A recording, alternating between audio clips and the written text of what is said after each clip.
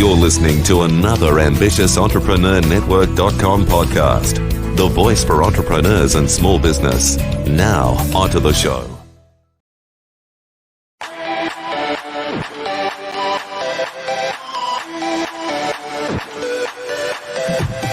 Welcome to Industry Thought Leader Podcast. Stand out, be heard, influence. Want to influence real change with your message while become known as an authority in your field? Industry Thought Leader Podcast will show you how. Now, over to your host, Anne-Marie Cross.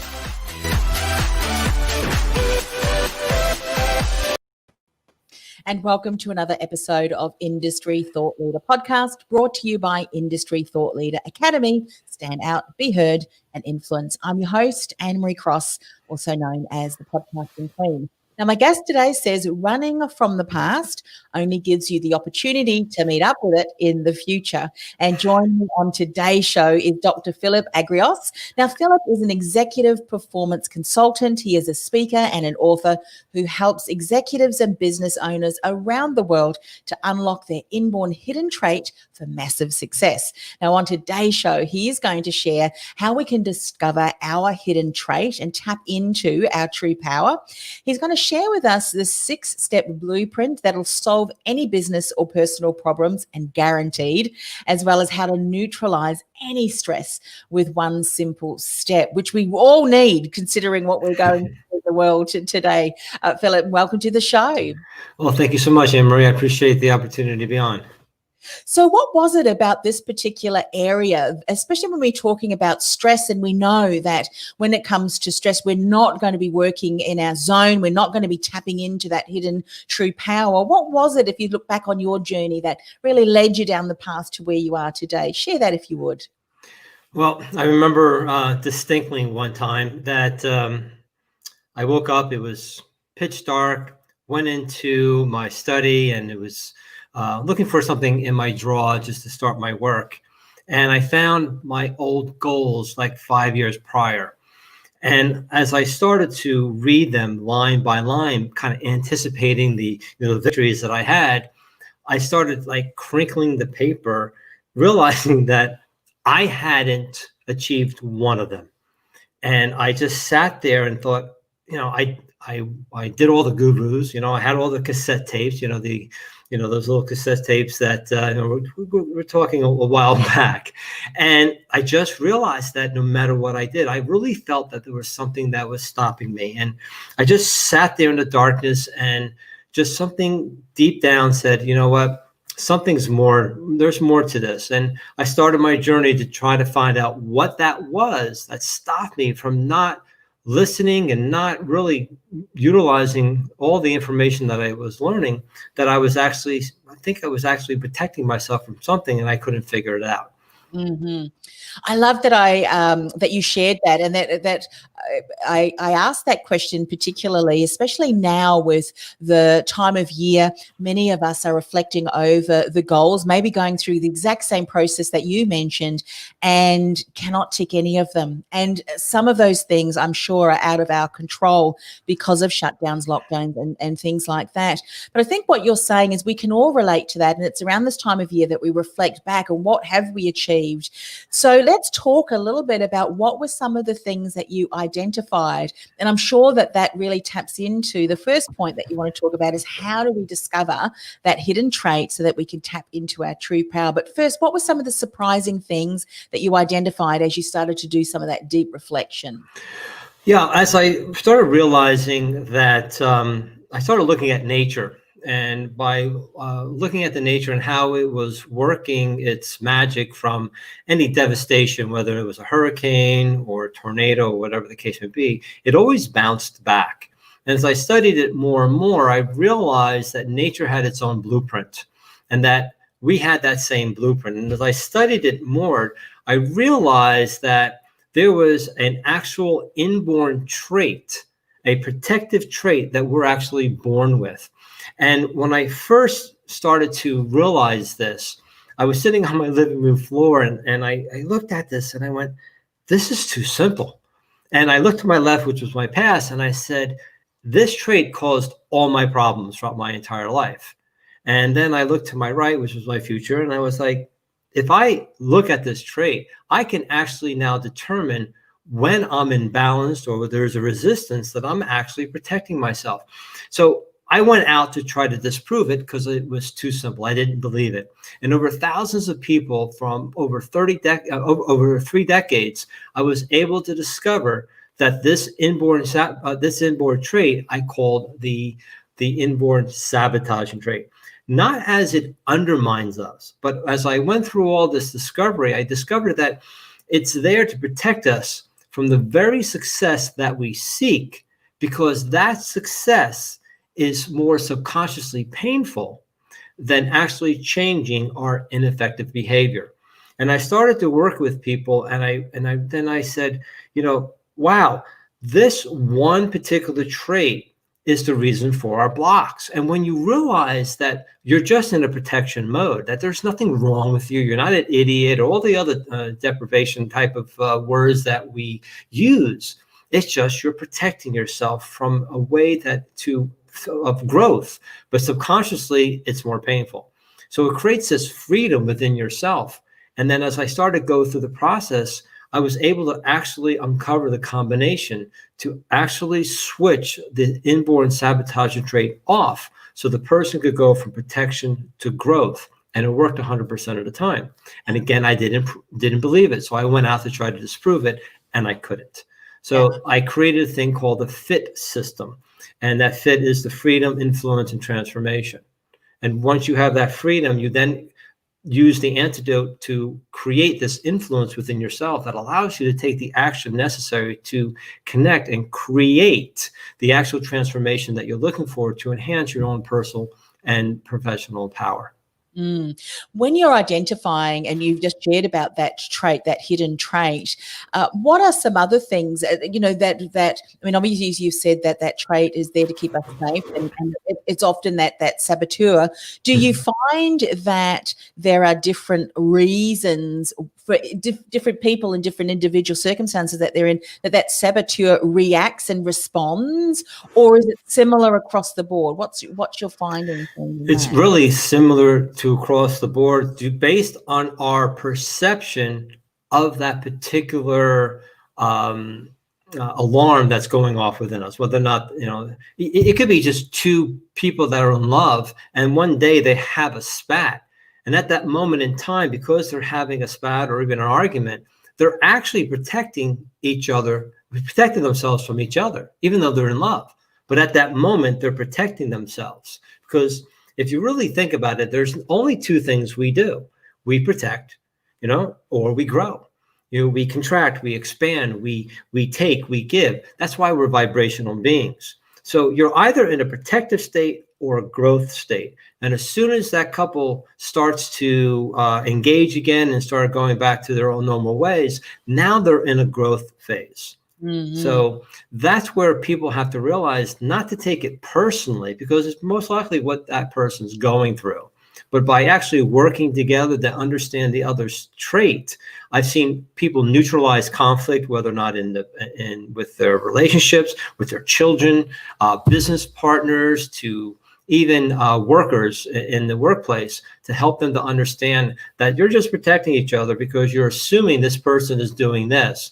And a lot of times it's personal. And when you take the personal out of it, it kind of neutralizes it, and really look at it as in, what is this person really going through, and why are they attacking me? And it could be that you did something to them, we're not blameless, right?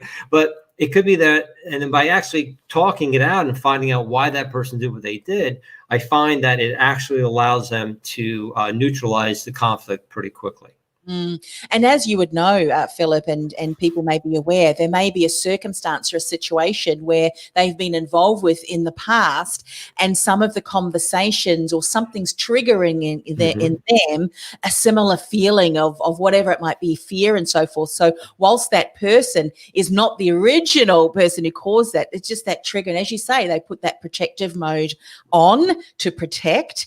And isn't it interesting that when we are curious to what what's going on here, we can uncover so much. And with more self-awareness, we're able to make different choices and different steps forward, which you call as going into the growth phase. So let's then talk about the 6-step blueprint, and that you say is able to solve any business or personal problems guaranteed. Do you want to share a little bit about those 6 steps, the 6-step blueprint? Sure. How I actually discovered it was that I actually discovered 6 seasons. I found 2 extra seasons as I was going through the process, looking at our own 4 seasons. And I realized that during the process, I found 2 other extra steps. And then I really, as I started working on this over, decades, I realized there were actually 6 seasons. And when I looked at each season had its own purpose. So in my book, what I did was I helped people to understand how actually nature uses those 6 steps to come back from her storm. So if you look at a circle, and it's looking at a clock, and if you look at each of the even numbers, start at 12. So the first thing with any kind of problem, you want to look at the problem itself and make a decision. And 12 is decision time. It's deciding whether or not that problem is really your problem, number one. And the question is what is really going on with this situation? And by making a decision whether or not this is an actual problem of yours or not, gives you the ability to move forward. If for any reason you have no clarity in that particular problem, you can't move on to the next step. So decision is about, the top part is about making the decision of whether or not you have the clarity of what's really moving forward, whether or not it's your responsibility. If it is, then take the 100% responsible for that, even though there's some people involved. By you taking 100% responsibility, now you can take control and then start working with that person to determine what's really going on. Once you have made a decision, you're clear on it, you move to the next step. And step 2 is about replenishment. And it's about how you feel about this problem. It's about whether or not how passionate are you wanting to deal with this situation. Many times as business, people know, maybe the executive board knows what's going on, but they really don't want to do anything about it. Or maybe they don't feel they have enough value to help solve this situation. So you have to look at the decision and replenishing, as in looking back and taking forward all the situations. And it's like gathering all the fruit, right? And it's gathering and looking at all your apples and your products and making sure whether or not what are the good products, what are working, what's not working, what's valuable, and are we really willing to go in and change the actual situation that's causing our problem. So once you make a decision and you're able to then replenish yourself, right? Once you have that replenishment and you're willing and you have the value to go forward, then the third step is actually diving in and detaching yourself from what you think that is really the problem. You have to analyze it, go deep and start dissecting to find out what's the real cause. Also, determining whether or not, I've worked with clients and, with business owners or executives that they have, this is my baby, this is what I really want to do. And I remember working with a doc, and he thought that his higher end program was really his cash maker, and he loved doing it. But it really was not that. It was another product that he was okay with. It wasn't as passionate about, but that was making his money. And we had to make a decision whether or not he wanted to disconnect from it. And after he realized it, he was able to actually detach from certain things that were not working for him so that he could really see that this was the problem.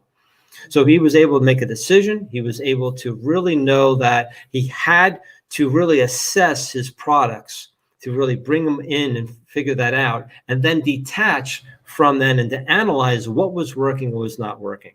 If you can't do any of these steps, you can't move it forward. But a lot of people do because they really don't want to deal with it, right? Yeah, well, and there's that instance too, because if you think of business, and one of the things that I've been talking about on LinkedIn, particularly, I call missed milestones, and that is when you set a goal and you put your heart and soul into it, and you're working really hard, and for reasons that can be with out of your control, you just don't achieve, and there's real deep disappointment. In some instances, there's a real significant emotional thing that has been caused, maybe around betrayal, disappointment, and things like that. Sometimes it's difficult to get some of the learnings and to evaluate what was going on, because when you think about that situation, it brings back all of these waves of negative emotions.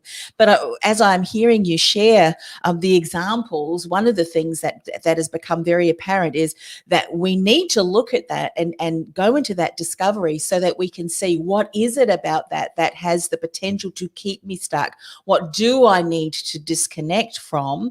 And maybe it is keeping us safe because we think, well, if I set my goals again, for Dr. Philip, what happens if I fail? Am I setting myself up for failure? If I then, put it out there, I'm going to have this big, bold goal. It can be scary, can't it? Because if we don't want to set ourselves up for failure and not feel that disappointment again. Oh, exactly. And it's basically their sabotaging trait right there, protecting them. And what I discovered, that there's only three reasons why people are not successful. The first one is they were successful in the past and they lost it. And for them to ever go to that level again and lose it again is more painful than actually trying to move forward and to make that amount of success. I had somebody that had a really great idea. And as I was talking to him, he kind of shelved it.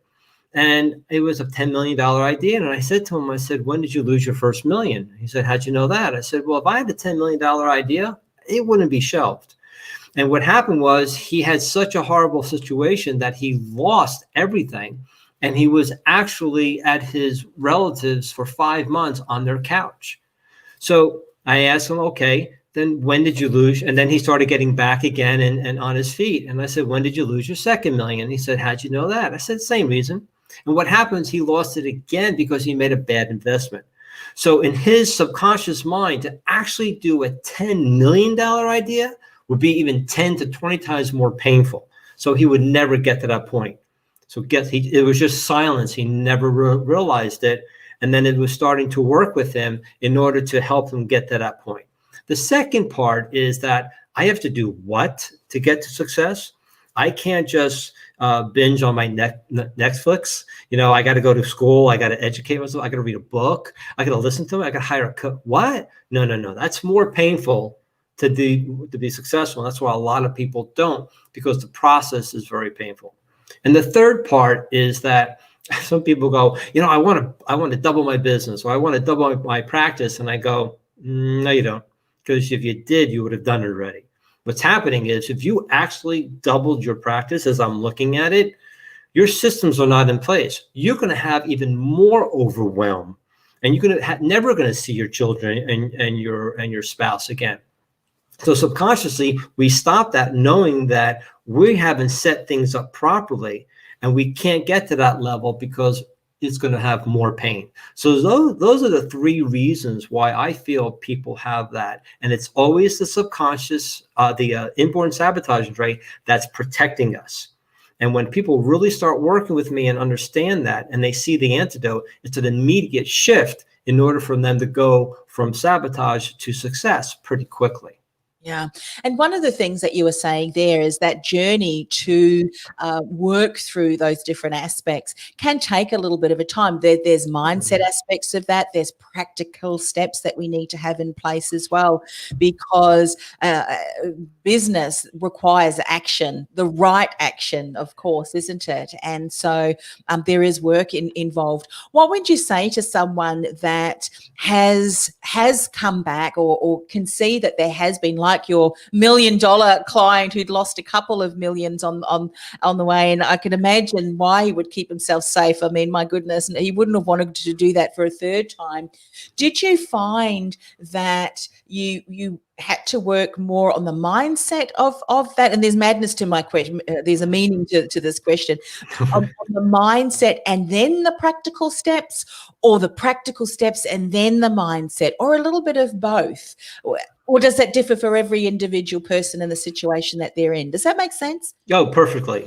Yeah. How I work it is that my first goal with them is for them to understand what their protective trait is. It's not just mine. There are actually 3 basic inborn sabotaging traits. Over the 7 billion people in the world, there's only 3. And there's 2 other ones. There's a particular stress sequence. There's a dominant trait, a mediator trait, and the inborn sabotaging trait. We won't really get into that. But when they really understand their inborn sabotaging trait, why they protect themselves, and then when they start using the antidote, that's why we get really major breakthroughs even on the first visit, because I need to help them understand what they've been doing in the past and how to immediately shift it. I've had people call me the next night or the next day or even a few hours later going, I can't believe this is working this rapidly. Now, of course, it all depends on how deep the problem is.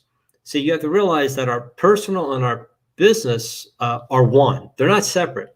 And the sabotaging trait affects both of them.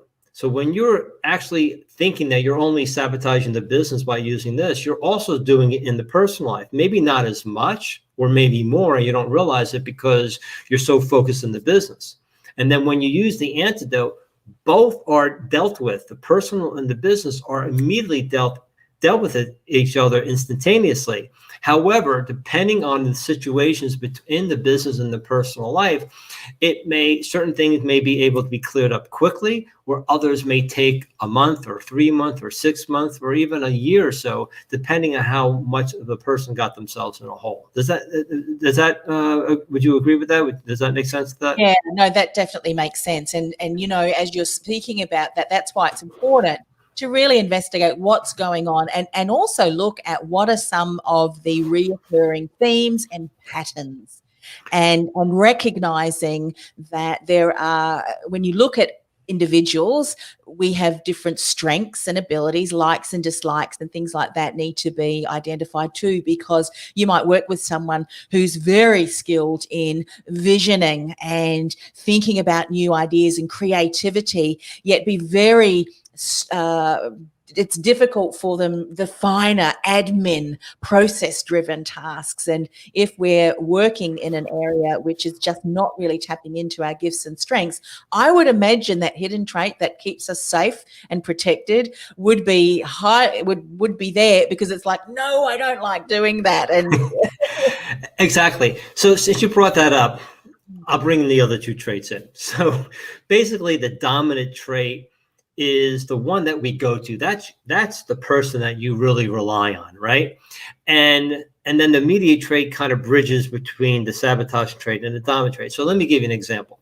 In business, we all know the person, and I'm not picking on, if you're the person that's listening to them, I'm not picking on you, because everybody has their own challenges, right? I have my own sabotaging trait, and for the rest of my life, I will always be challenged. And the reason why we have the sabotaging trait, because it allows us to evolve, okay? And if we didn't, what I found is that we would be having a conversation how bored we are, because everything will come so easy to us, right? So what I discovered was that, like a salesperson who maybe overly talks, right? Who just overwhelms a person and actually talks themselves out of the sale. You know those type of people, right? And there's many other people that do other things. So they're a communicator. And what happens is that a lot of times coaches and maybe psychologists or even their management say, you need what? You need communicator training, right? That's what you got to focus on. And I go, no. What they are, they're great communicators. But what's happening is that their sabotaging trait, let's say they're scattered all over the place, right? They're not really focused, they're not clear. And the reason why, if they're not clear, they have to use their communication to overly talk and to express. If they're what's called a supplier saboteur, if they're not, kind of insensitive. They're not insensitive, overly giving, and they're worried about other things and worry about the other person. They're overly give. So what happens is they have to not overly give and become more emotional to that person. But what I do is then I said, look, all you got to do is use this antidote. And by increasing the antidote, you immediately level out, and your communication skills are beautiful because that's what you do best. And that's when I first saw this. I went, oh my God. It's the same thing as a person who has anxiety, right?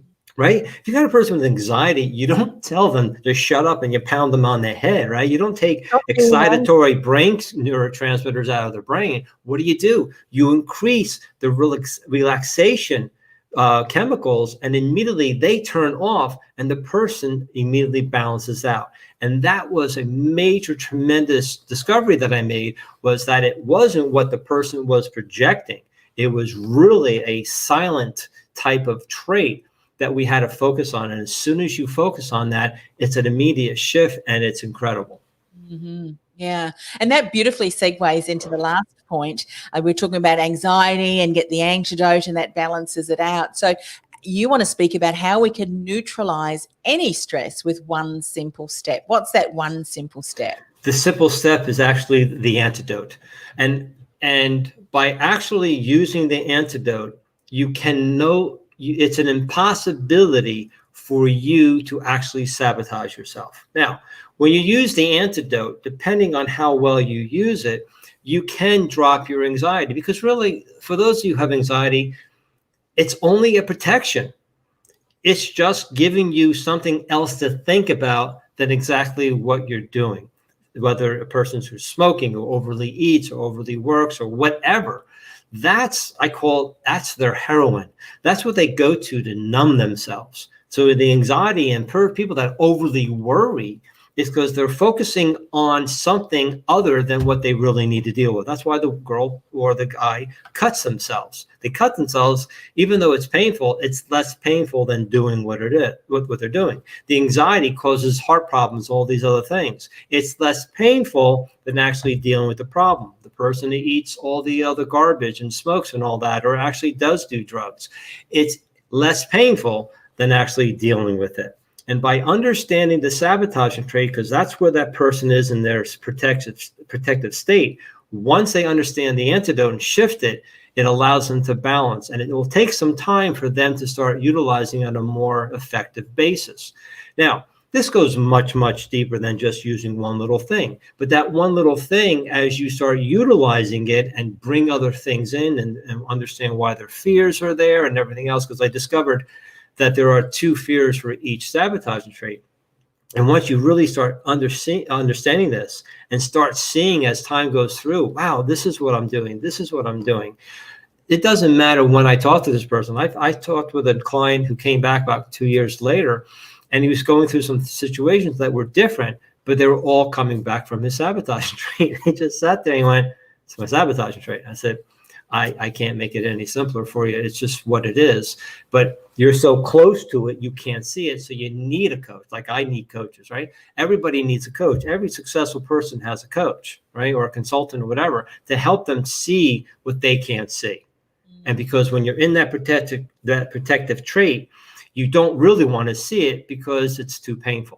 Or you don't know what to do, but you need somebody else to help you. And then what I do is help them to see through the antidote and other things that I discovered that they really are able to open up and stop their procrastination, to become more focused, to not being taken advantage of, to express themselves more, or whatever they need at that moment. And that's why I actually guarantee my work. I actually put my results in writing at my guarantee and say, this is what you want in your personal business life. I look at it and I go, I guarantee it. And I actually put that in writing for them.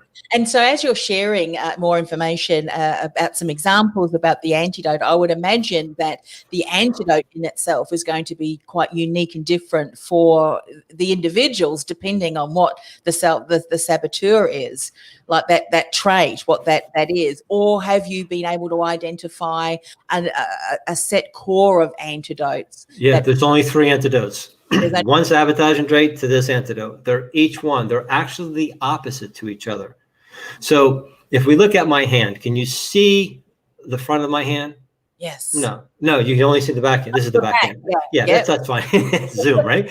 Right. But yeah, this is my back. No worries, right? You can only see my back, not my front. Now you can see my front. Can you see my back? No. So when you look at your sabotaging trait, you're not using the antidote. But as soon as you flip and start using the antidote, you can't use your sabotaging trait. And that was the simplicity of it going, oh my God, all I need to do is just keep on using the antidote, and therefore I can't sabotage myself. Now, the question is, well, will I always use the antidote 100% of the time? Of course not, because we are what? Contraction, expansion. It's like the heart. The heart will never keep on expanding. You have a problem. So you're not always going to use your antidote, because if you did, then you wouldn't evolve, because you're not challenging yourself. You're not getting into uncomfortable positions to go into that protective, contracted state in order to reassess to see what's happening. So that's why I tell with anybody, especially with my clients who are going through COVID, I said, okay, here it is. We can cry about it. We can do whatever, or we can just look at it in a neutral way and say, this is not good. This is not bad. It just is. And how can we use this as a benefit? Because you can use anything as a benefit or a detriment, right? We live in a dichotomy world, right? Left, right, up, down, yin, yang, all that. Everything has its opposite. So as soon as you have a problem, there's already a solution. And by actually looking and walking into the solution instead of the problem, you cannot no longer allow the problem to exist, because you're focusing on the solution. Yeah. So what I tell people is that the outside world is really you. And the reason why the person you can't stand in your life, the reason why these things are happening in your life, is because they're just showing up to show you the part of you that's not working. The reason why you have lack of money is because the lack of money has to be there in order to keep you in the misery that you are continuing to express, right? And that's why when people get money, if they don't change who they are, they have to get rid of the money to create that lack of money again, because that's more comfortable for them than the money and success. And that's just your brain and your primary brain doing that to you. And what I was able to do is find this step in order to tap into the subconscious mind. Because when I start talking to people and I talk to them about what they do, it's like this bulb goes off, because I'm using the words that the subconscious mind is really understanding. So now you can use the antidote on a conscious level to start slowly, or as quickly as you want, to start reprogramming your subconscious mind, because we know the subconscious mind does 95 to 97% of everything that we do. Yeah. And that's the discovery. That, getting different beliefs, ones that are far more empowering. You don't then have to, as you said, you start to generate more income. You're not, sabotaging by getting rid of it, because you want to maintain that identity that you're holding firm to, that I can never make money, I'm going to remain stark, that kind of thing. But start to change that, and you'll start to see that, it'll grow. I mean, we have just scratched the surface, and I'm sure people are thinking, all right, how can I find out more information and connect with you? What is the best way for them to do that? I'm not going to give it to them. No. No, sorry, not giving it to you. No.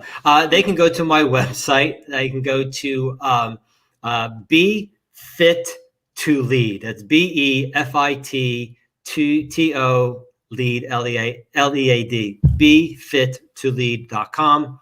And when they get there, there is a button there for them to click to take a 9-question quiz, not 80 questions, not 50 questions, only 9 questions. And you'll be able to get your inborn sabotaging trait and antidote for free. And when you do that, it will give you the ability to understand what's happening. And it's just the tip of the iceberg there. But I just want to warn people, sometimes you'll get a tie because you're not following the directions. And what we really want you to do, because a lot of people have gone through psychologists and coaches and all that, and sometimes when they take the quiz, they take it as if they are in today. I want you to take it in when you're in that stress mode, because when that 85% of your life that's going great, you're actually using the antidote and have no idea that you're using it. That's why my book is Repeatable Success, because once you understand the antidote, you can repeat it. So when you take the quiz, look at it as when you are not handling things well and going back to old problems, maybe as a teenager or whatever the case may be, and then answer the questions that way, and you'll be able to. For any reason you keep on getting a tie, which is really rare, but sometimes it happens, please email me and I'll be happy to help you out with that. Yeah, and I know that a little while back I did that assessment too. I have to go back and have a look at that. It's always good to keep that in mind as we are planning. We're finishing out this year, reflecting on that, and then moving forward. You know, and one of the things that I will say is sometimes it can be a little bit scary of doing these things, because again, it's going to show you areas of opportunity for learning and growth. However, it's a first step forward, isn't it? That self-awareness, so that once you know better, we can then do better, because we can take different actions. We can go and get support from, say, yourself, Dr. Philip, and especially the resources that I know are plentiful on the website. So one more time, can you share the URL where they can get the assessment and lots of other resources? Yeah, it's befittolead.com, because are you fit to lead yourself? And if you can't lead yourself, then you can't lead anybody else. And it's focusing on really helping you to look at the fit system and allowing you to really make that discovery, to move on and to find your actual true power yourself. Fantastic. Well, thank you so much for coming on the show. I had a blast. Thank you so much. And it was such great. I had a really good time. Thank you so much. And I hope your audience enjoyed what they were learning. And if they have any questions, be happy to answer any. Fantastic. Thank you so much. Thank you.